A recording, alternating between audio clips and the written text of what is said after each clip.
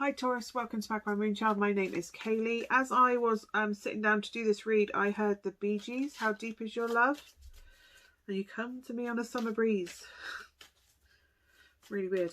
That bit, you know, come to me on a summer breeze. And you know down inside, really need what I really need. Really weird. But anyway, yeah, How Deep Is Your Love came through. All the normal housekeeping up is down below. This is going to be a read. I'm going to pull a card for each of the week time scales within it to get an energy of that week and then an overall view of the month for you. So let's get down to it. Let's see what you've got. Can I have a card for Taurus for the first week, please? That one. So you have the Three of Swords, so processing some sort of grief and heartache this week. This doesn't mean that it's necessarily new heartache, just because those petals, which to me would be similar, it's kind of hard. All your old past heartaches are coming to the surface, which leading up to Valentine's Day can often be a triggering experience, trying to see process what hasn't happened before. What hasn't worked out before. That's right. I don't know why I undermined myself there. It's processing what hasn't worked before and all that past grief and hurt. And I'm getting that it's old stuff because that rose plant, ivy, vine thing has been had time to grow amongst that rock. So you have a solid core within you, by the way, Taurus. You just need to process this hurt. I think you've been trying to stay strong for so long that you kind of haven't acknowledged that you need to grieve some things that have happened in the past. But once you do, there's this freedom. Storm clouds don't hang around forever. Storms don't last forever. But yeah, take the time to process that hurt, that heartache.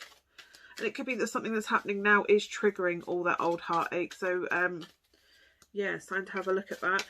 For the week leading up to Valentine's, so the 8th through to the 14th, you have the Queen of Swords coming through. And that's somebody that makes clear-cut decisions. But if you look, those storm clouds have, you've progressed to a queen. You've come out the other side of it. And the sun is starting to shine through the clouds. You may not be through the storm just yet. And trying to keep your emotions in check a little bit over, because the Queen of Swords can also be somebody that's kind of not acknowledging their emotional pain so much as perhaps they should be. But that's cool. You're just trying to get through the romantic holiday, right, with all that past heartache trailing and triggering right now. That's fine. Be aware of it, but no, you seem to be coming out the other side of that grief cycle, which is really, really good. And by the look of it, opening yourself up to whether that's talking to someone about it, but there's a freedom and a transformation coming through the second week of February. Grief getting a little bit easier. You're kind of acknowledging the grief and that you have to carry something with you, but now it's making decisions about what you're carrying forward with you, what you're willing to take with you forward on your journey. But you're starting to see the light at the end of the tunnel. The clarity's coming through. You've gained perspective of where it is you want to go moving forward. Can I have a card for the 15th to the 22nd, please? So you have the Devil.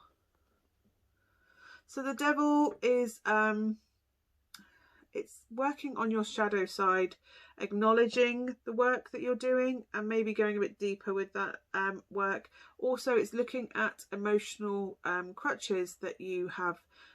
What you use to sort of self-medicate a little bit when things get a bit hard. If you've been going through that grief cycle, you could have been using, say, emotional eating or even sex as an emotional crutch. Literally just having sex so you don't have to feel anything except pleasure for a moment, which is fine, but maybe look at the reasons why you're needing that that medication, that level of medication to a certain extent. It could be substance, it could be alcohol, it could be recreational drugs, it could be taking one extra pill on your medication that you're currently on. It's really trying to break that cycle by getting to the root cause of what's triggering you in order for you to need that emotional crutch and finding a new healthy way of dealing with it. It could also be relating to if this is an ex that a recent ex that you're getting up to, the temptation to go back there.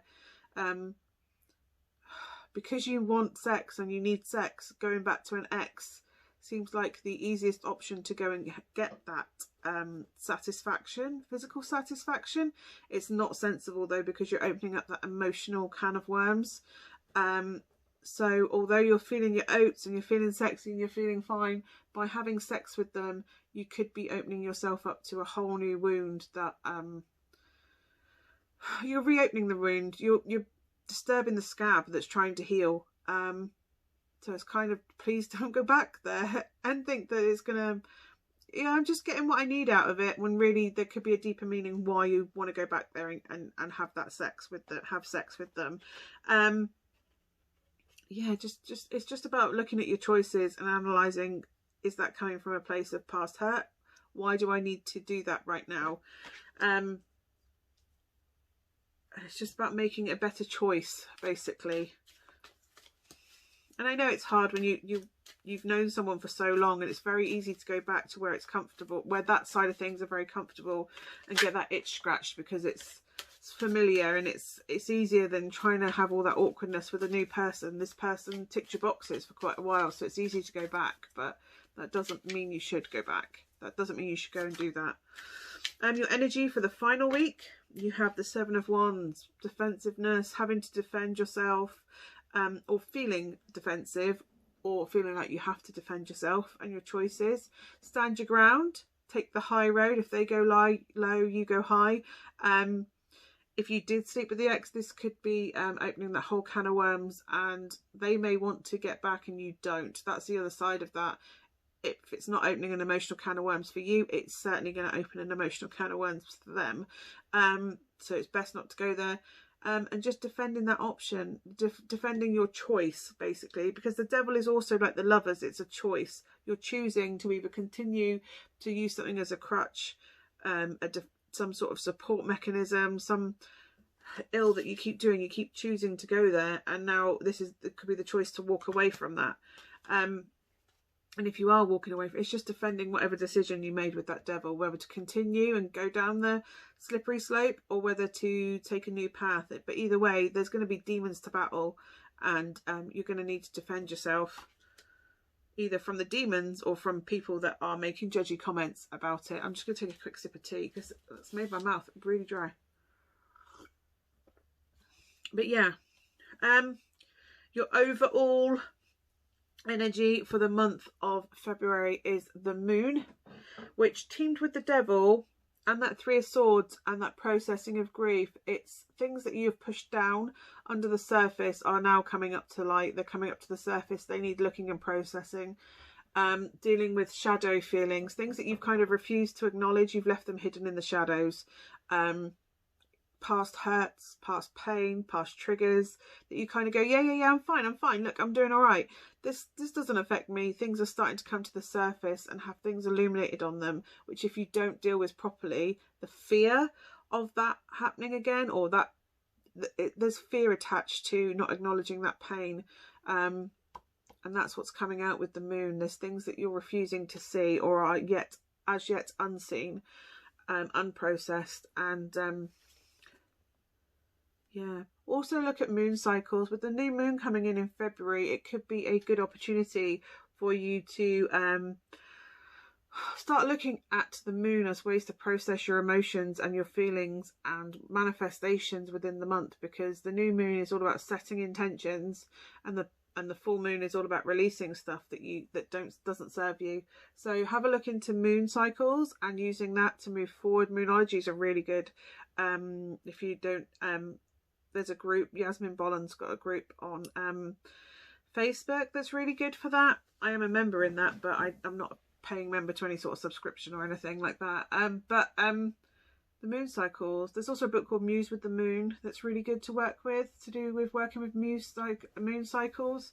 I'll pull you a Moonology card, actually. There's a Moonology deck, which is again by Yasmin Bolland. But yeah, definitely have a look into moon cycles and how that affects your mood. Yeah, I mean, the moon cycle affects me around the full moon. I get really fraught with all that extra energy from the moon, and yeah, and my lady cycle ties up with the moon. So It's quite amazing. It affects us more than we allow it to, or allow it to ourselves to acknowledge that it does. And yeah, definitely have a look into that. Your Moonology card for this month is adjustments are required. Yeah, so changing the behaviour, adjusting the behaviours. So changing when you get triggered by something, how you react to it is the first thing, and also how you emotionally support yourself through your coping mechanisms. So maybe it's worth doing some healing so that coping mechanisms aren't needed, getting some counselling to go through all that subconscious work that needs processing. And acknowledge, you just kind of, I'm getting the feeling that you kind of want to, you're not acknowledging that you need darkness in order to appreciate the light. But adjustments are required, whether that's in your thinking, your processing, how you actively work through things. Yeah, adjustments are required. And again, third quarter moon, when we're manifesting, that's when we put in place the adjustments to manifest what we need, because what we initially planned may not be. Again, with the grief, things where we are now may not be where we intended to be, and we need to make adjustments in our perception of that, as well as what we're going to do moving forward. We need to adjust what our plan was, because things haven't turned out the way expected. Activated Earth is your Starseed Oracle card. Power places, ley lines, trust where you're led. Because you've got the major arcana of the Devil and the Moon, to me this is quite a big month for you, Taurus. And it's trusting your guidance, like trusting your intuition. The Moon is also about intuition. The Moon itself is also about intuition and tapping into your intuitive side. It's the receptive feminine energy. So absolutely trust your intuition. I think you will be guided pretty much to where it is you need to go to make these changes within your life.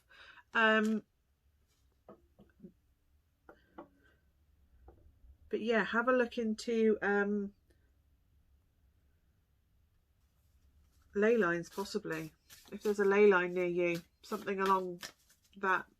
It's places where power is held. But don't forget, you also hold power within yourself, which again you'll learn with moon magic if you go into the Moonology, moon magic side of things, manifesting things through a moon cycle.